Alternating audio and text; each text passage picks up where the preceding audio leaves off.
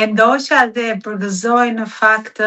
Isajin për pyetjen edhe për kurajon sepse është e vështirë ndonjëherë në ato momente që të bësh pyetjet dhe t'i biesh mu në qendër asaj që realisht është problemi kryesor kur bëhet fjalë për vëmendjen e ndërkombëtarëve apo dhe vëmendjen e Bashkimit Evropian. Duke qenë se edhe situata breti ndërkombëtare nuk është nga më të mirat e mundshme dhe konfliktet kudo në botë edhe qasja konfliktuale, patjetër që tërheqim vëmendjen edhe të Bashkimit Evropian edhe vetë Bashkimi Evropian ka problematikat e veta, kështu që ndonjëherë dhe shpeshherë zgjedh që në vende si Shqipëria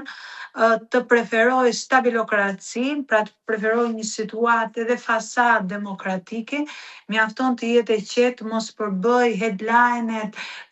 e shtypit të tyre ndërkombëtar si problematike, po të dëgjoje përgjigjja thoshte që ne u tronditëm nga ato që pam nga ndërshqiptia, nga pamjet e protestës.